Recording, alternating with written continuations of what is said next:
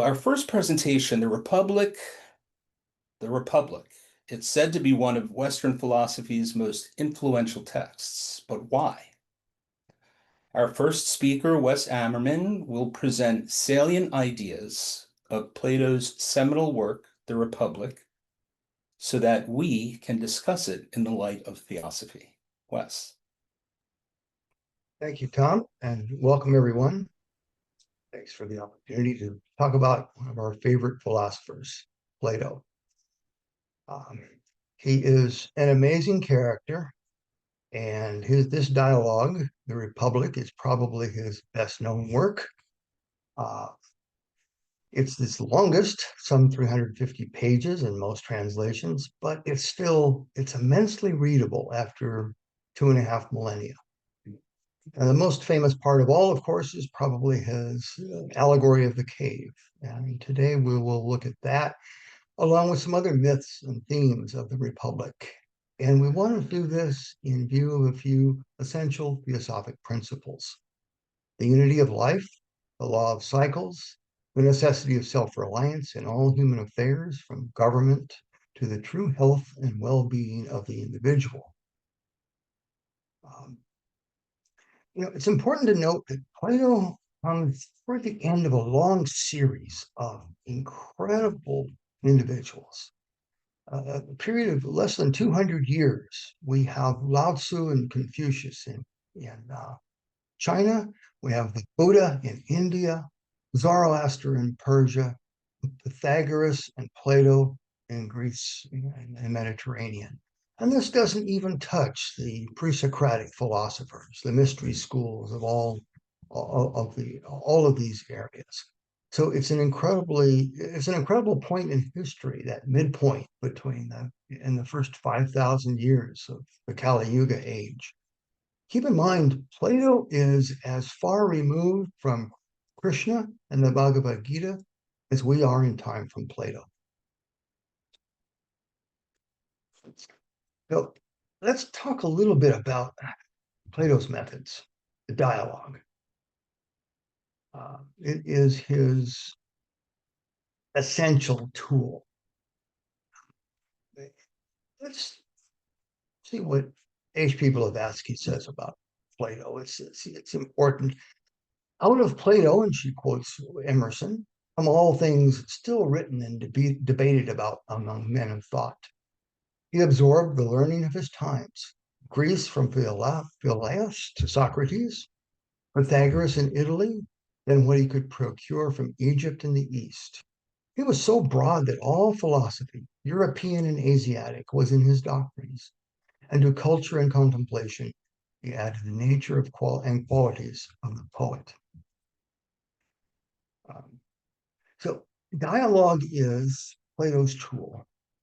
From the Greek dialektike, it's a search for first principles. It's not just discussion, it's real inquiry. Plato's tool, his interlocutor, Socrates, a real historic figure, by the way, who Plato uses as his lever, you might say. But Socrates is a real guy. He really wants to know the truth. And one of the first questions that Socrates asks in many of the dialogues, but particularly in the Republic, is, what is justice? Now, Blavatsky wrote about this topic. Plato taught justice as subsiding in the soul of its possessor and his greatest good. Plato could not accept a philosophy destitute of spiritual aspirations. The two were at one with him. For the old Grecian sage, there was a single object of attainment: real knowledge. He considered those only to be genuine philosophers or students of truth who possess the knowledge of the really existing, in opposition to the mere seeing, of the always existing, in opposition to the transitory, and of that which exists permanently, in opposition to that which waxes, wanes, and is developed and destroyed alternately. So, in asking about justice, it's really a discussion about the nature of man. What is justice? To whom is it owed? What are the proper duties and actions and obligations of human beings? The initial discussions in the Republic are all about the commonly held ideas of justice, or otherwise translated, morality. Uh, Views are given such as honesty and straightforwardness. Let's help our friends and hurt our enemies. That's justice. One of the first mentions of a social contract is made. Is justice a mere social convention, an agreement that uh, allows people to have some kind of common basis, but it's basically just a convenient argument that it's a convention that wins social approval. And then Socrates takes up variations on the theme of might makes right. What is just is what the strong can do. And he gives one illustration. We won't spend a lot of time about it, but it's the famous ring of Gyges. Gyges, individual in a story told by Plato's brother Glaucon, has the power of invisibility. And that ring allows him to do whatever he wants to. And he takes advantage of it. And the argument is that, we'd all do that if we had the opportunity. We'll all do wrong when it's possible because injustice is more profitable than justice. And here we have, of course, Themis, the goddess of justice. And in the ancient Greek world, justice is blind. In all fairness, Plato picks up this idea of justice being blind. Well, let's look a little bit about the tools that Plato uses and the dialogue we've mentioned, but he also uses myth and allegory. Now, the Greeks meant something other than what we think of as a fanciful tale when they talk about mythos. Plato uses it in that true sense, the Greek sense, of an account or true story. It's mythos in Greek. And allegories, we think of as sort of, well, they may be Aesop's fables or something, but an allegory is a truth told in a veiled language. We've already mentioned the Ring of Gyges, the second book of the Republic. There is the myth of the metals, and we'll talk about all of these a little bit. It's the idea that the better elements of the soul and the better elements of society should rule, should be in charge. There's a sort of a myth of the divided line tells about the characteristics of individuals as well as of society. There's the famous allegory of the cave, which we'll talk a little bit about.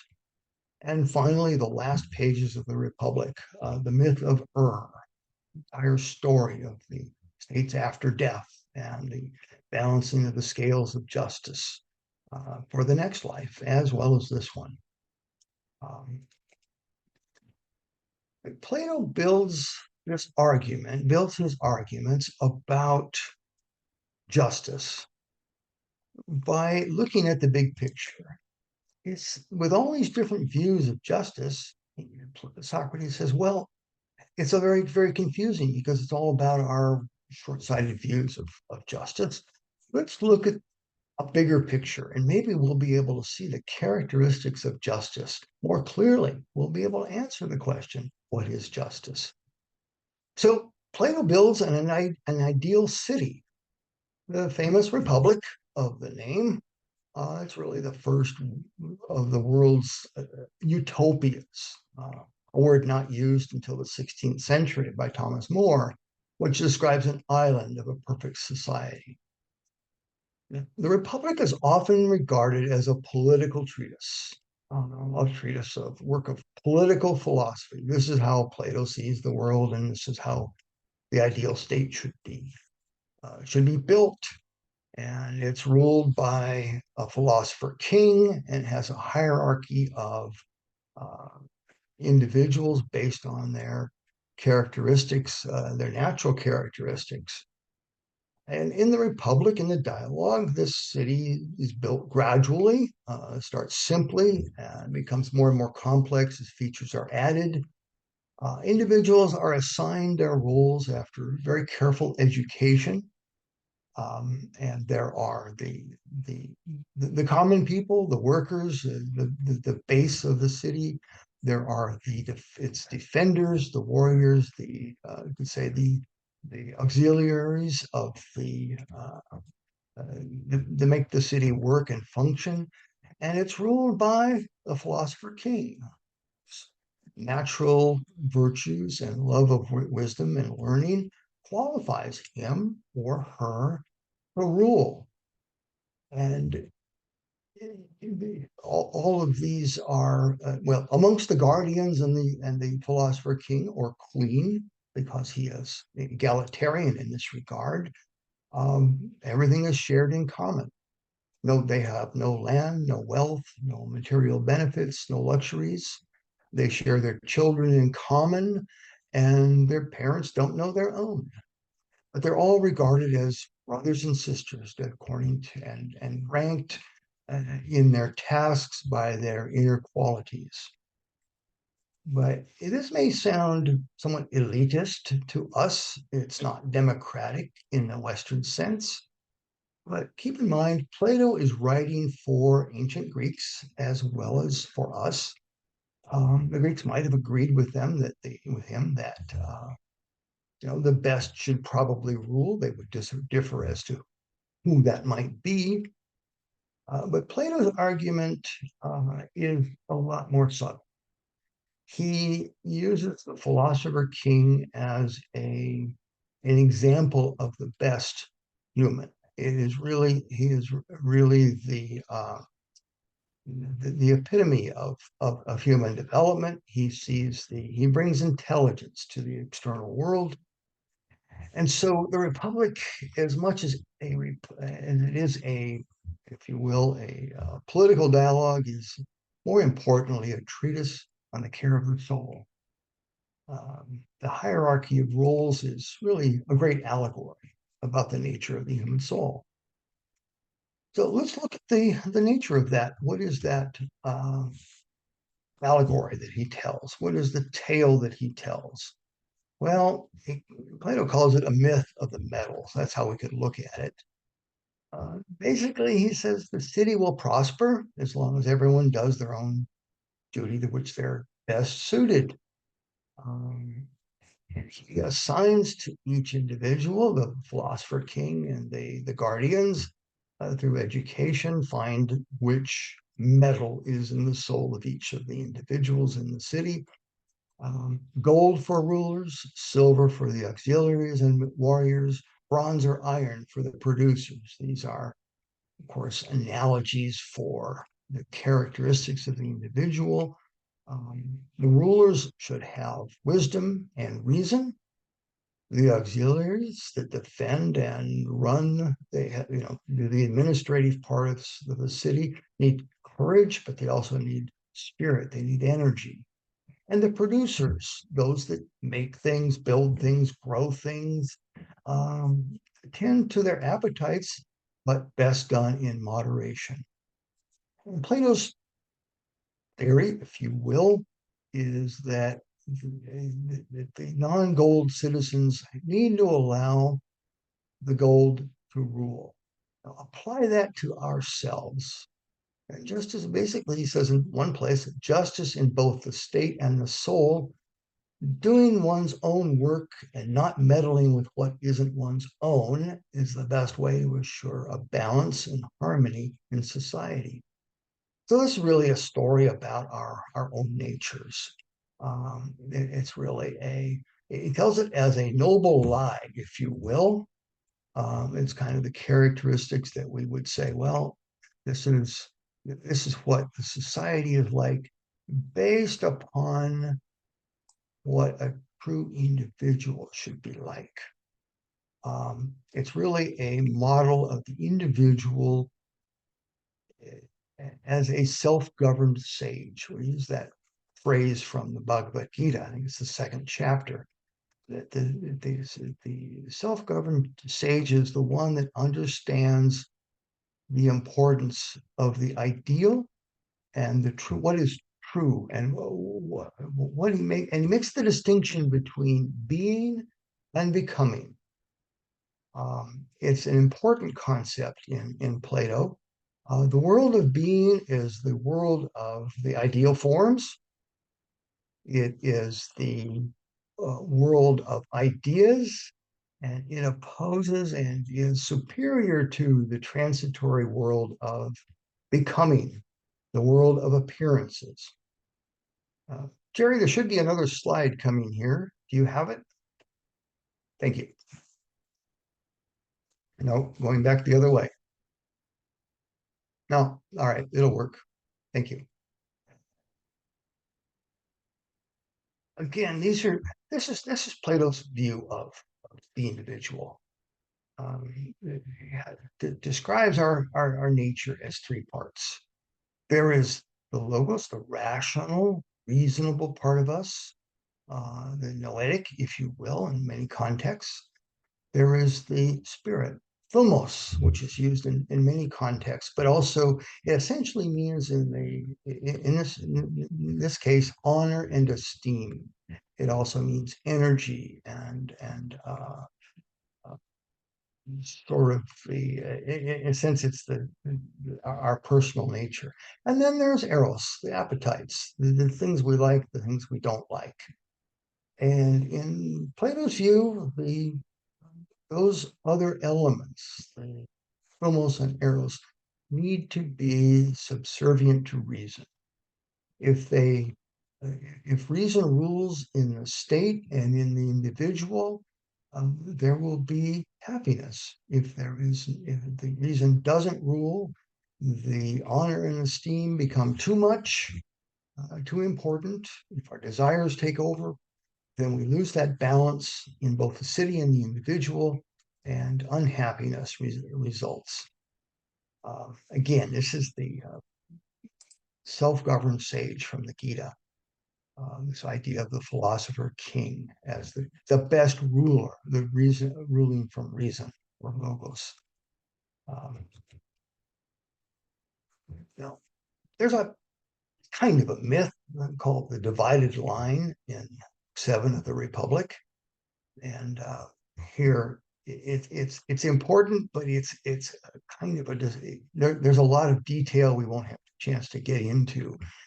But basically, the good, the supreme good, which Plato never defines, and yet it is what we all aspire toward.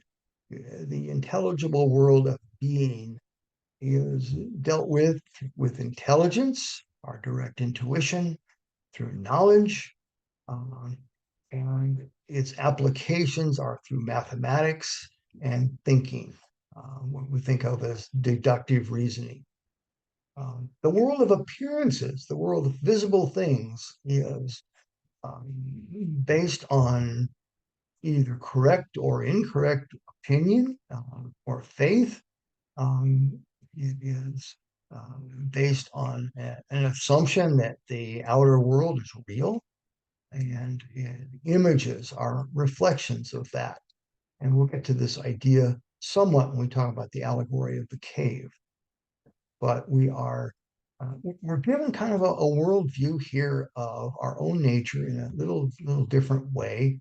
And Plato, actually, Socrates draw it out as a diagram and as a line separating being and becoming. So it's something to explore at another time, but it's good to keep in mind. Because above all of these realms is his idea of the good, the to agathon. The illustration is given of the sun, and it's a useful stand-in, we might say, for Plato's idea of the truth. And he writes in Book 6, when its gaze is fixed upon an object irradiated by truth and reality, the soul gains understanding and knowledge and is manifestly in possession of intelligence. But when it looks toward that twilight world of things that come into existence and pass away, its sight is dim and it has only opinion and beliefs which shift to and fro, and now it seems like a thing that has no value. This then, which gives to the objects of knowledge their truth, and to him who knows them his power of knowing, is the form or essential nature of goodness. And this takes us to the allegory of the cave. We've covered it in other presentations, but it's good to just review it. Again, it's a story. It's a telling of kind of an example um, of a greater truth. And in it, in the cave, individuals are chained to a wall and they can't turn, they can't look behind themselves, but in front of them, they see the shadows. And the shadows are cast on the wall because there's a fire behind them, and objects are paraded in front of those objects. So they cast a shadow on the back wall of the cave. And that fire is that the heat of the fire and the light is only light that the individuals know. Well, one person gets loose and he gets out of the cave, seeing that there are images there that he took for reality. And he struggles out, gets out into the sunlight, and sees that what he had, taken for reality before, the shadows on the wall, were really nothing but illusions.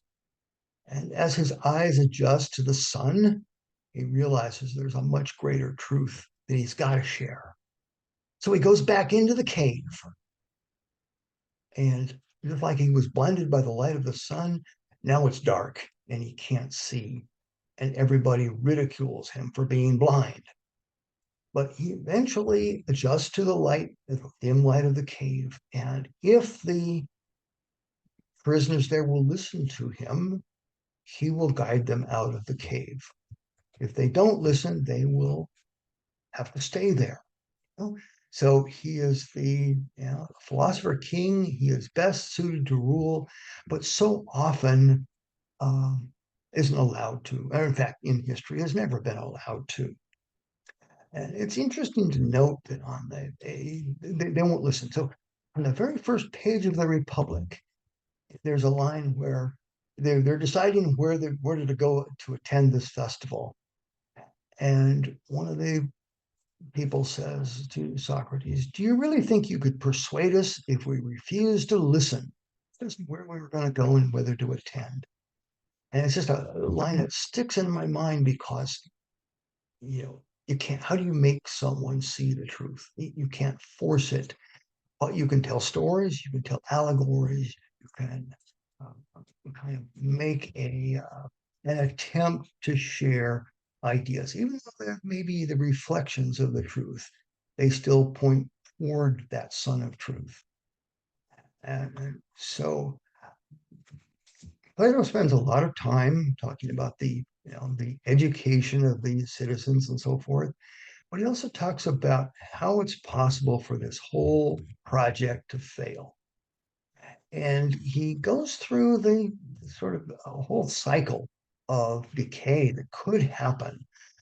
If once he calls it an autocracy, the rule of the best, which has a kind of elitist sound to us, but it's not what he meant. He meant the best natures. Ruled by the city, ruled by the philosopher king, it corresponds to the self-reliance and the rule of reason of the philosopher from the cave. Uh, but if this rule doesn't hold, if somehow the children and grandchildren of the philosopher king, queen, don't rule, honor and status start to become more popular, and the lesser metals begin to take over. It's sort of when we don't listen to our own conscience and be truly self-reliant that this occurs. It occurs in society, it occurs in the individual. Eventually, the rule of the honor and everything is concentrated into a few, the wealthy, an oligarchy or a plutocracy. Virtue no longer rules, and we have a focus on money or power. And it's a single, in a sense, a single aspect of eros or desire. A single desire takes over. And eventually this builds a city of rich and poor. Um, uh, and it becomes ruled by the mob. And in Plato's time, he didn't mean democracy in any sense like we have in the West. And at Athens, everybody, every citizen got a vote. But it meant to him that every person's desires become equally valid. Individuals lack direction. Those values and those desires and war with each other, and basically anarchy ensues. There is no hierarchy of virtue, and of course, the philosopher king no longer has been not been in charge for a long time. And eventually, the democracy is taken over by someone that will promise the world to the people. This tyrant is ruled by his own desires. Virtue is no longer a factor. And that in our own nature, our tyrannical nature takes over, and both the tyrant and in us and society, it becomes the most unhappy person. So this is how Plato shows how justice really creates happiness, because the most unhappy person is the one who has all the power and who rules over everyone and is always fearful of losing his or her position in society or in ourselves. And so it becomes uh, in a sense, a self-fulfilling prophecy of a sort. But Plato's just showing how this could be great. And eventually, one could argue, and Plato does to some extent, that people finally realize that the tyrant is not good for them, that rule of desire in ourselves is not good for us. And we start to look to the philosopher king, to the best of us, of ourselves, to rule. And autocracy, the ideal city of self-reliance, the rule of reason and better elements of the soul, can again or could take over and be and exist again. Now, whether it could ever exist, Plato doesn't know. He doesn't try. He says it's worth trying, however. So let's look just briefly. We'll move. There's a lot, so much in the Republic. It's hard to cover everything. But let's take a look briefly at how Plato's understanding of human nature compares with what we learn in Theosophy. As I mentioned, the supreme good, the sun, agathon, the supreme deity, if you would. It's never defined. It corresponds with, in Sanskrit, with Atman, like the sun shines on all. Nous, supreme intellect. It's our true self, what Plato calls the rational soul, the self-moving higher mind, the Buddhi or spiritual soul, and Blavatsky's key to Theosophy. Plato has two aspects of mind, psyche and friend. Psyche is thought per se, mind. Friend is essentially our lower mind. It is often associated with thumos, passions or desires. Now remember, we use this as the middle element of the simple view of human nature that we looked at a minute ago. But thumos means both passions and desires, but it also has to do with what we think of in Theosophy as prana, the vitality or energy of life. So it has a kind of a dual role in Plato's philosophy. And of course, obviously, there is the physical body. And Plato doesn't say much left about the eidolon, the astral. It's hinted at, but it was one of those ideas that it's noted for being in the mystery schools. and that it has so much to do with psychic phenomena and seership and so forth. I think Plato kind of leaves it alone, although he does take it up with the idea of the daimon, the inner spiritual guide, which is sort of an aspect of the good and a reflection of universal nous in a broad sense. So that's Plato's human constitution, and he uses it quite effectively in the story of the Republic and the parallels between the outer form of government, or a possible outer form of government ruled by the best, and the inner human constitution, where we're ruled by our own better natures. So we come to toward the end of the book of the Republic in the 10th book. And Plato argues then that there is that justice has been shown to be the best for the soul. And he comes to the conclusion that the soul is immortal, so nothing can destroy it. And therefore, the care of the soul is the most important, and infinitely more important than the care for the body. And it's justice that ensures the health of the soul.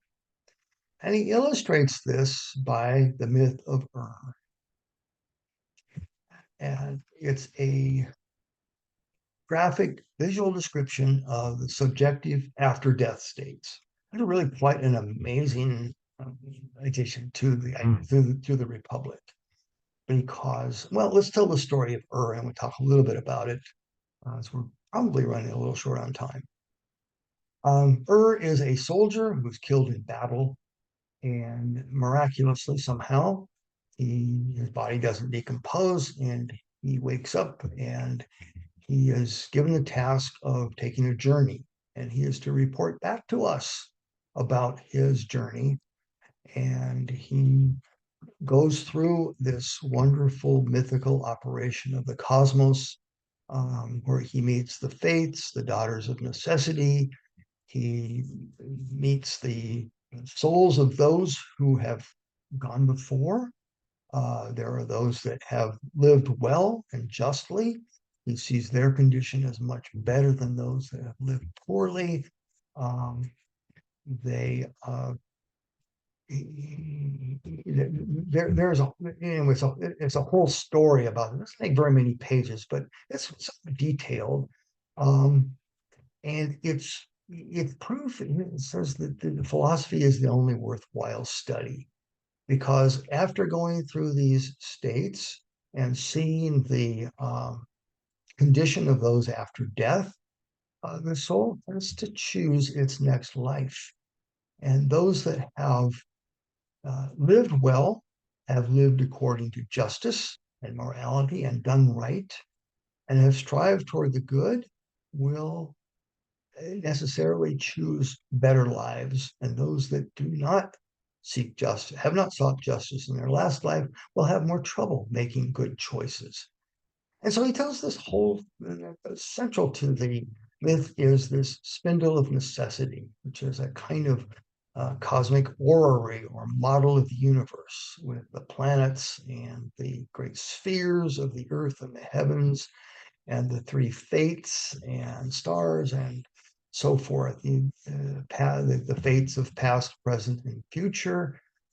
This wonderful column or bar of light, this spindle, this around which everything rotates, is kind of, since the nous, which links the above and the below. It represents the unity of all life, this ray from the one. And sitting in the throne is justice, represented by nous, the higher mass, the throne of the sky. It's a whole after death story, and is the messenger for the rest of us. His role is to come back and tell us what he saw. And so this is what Plato relates in this allegory, this telling of what happens after death. and why justice is preferable to injustice. So that's essentially the story of the Republic. Let's say his essential lesson is unity in diversity. It is the idea that there is that overarching one and oneness we have to recognize. Justice is an application of that philosophy of unity in diversity. And H.P. Blavatsky sums it up very succinctly in the preface to Isis Unveiled, the first volume. She says, and this links back to Plato's link with Pythagoras and the other philosophers. Pythagoras awakened the deepest intellectual sympathy of his age, and his doctrines exerted a powerful influence upon the mind of Plato. His cardinal idea was that there existed a permanent principle of unity beneath the forms, changes, and other phenomena of the universe. And that is as brief a summary, theosophic summary, perhaps we might say, a modest one, of course, of the Republic of Plato. So thank you for your attention. Thank you, Wes.